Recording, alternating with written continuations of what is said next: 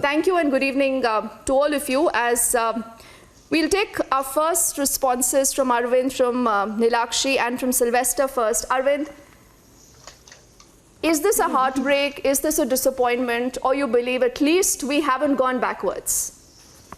Well, a lot of members of the community are obviously very, very disappointed with the judgment. But the point that we're trying to put forward is struggle is a long-term process.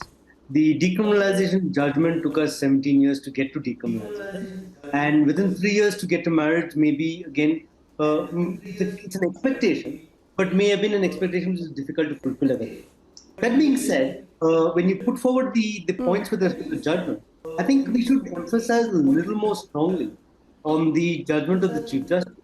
While he did say there's no fundamental right to marry, while he did say that we won't read decimating right to marriage, he also made the point that under 19(1)(c), the right to associate includes the right to intimate associate.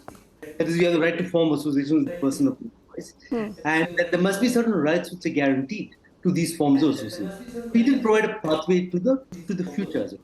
And one last point I'll make on this entire question is the way we see it is we want to get to a day when this dissent becomes the majority opinion.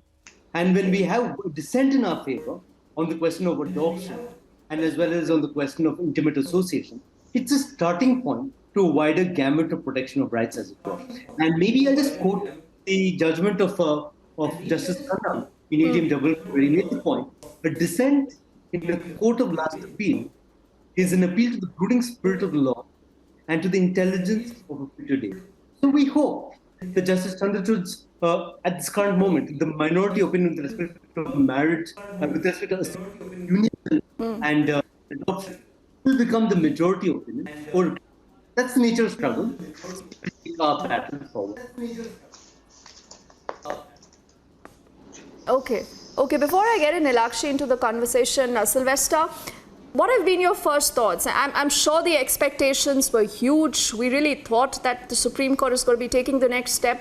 But the Supreme Court also, having a lot of merit when it says that because it's not a part of a statute, we cannot get into the business of making laws. Ultimately, it's the parliament of the country that's going to be doing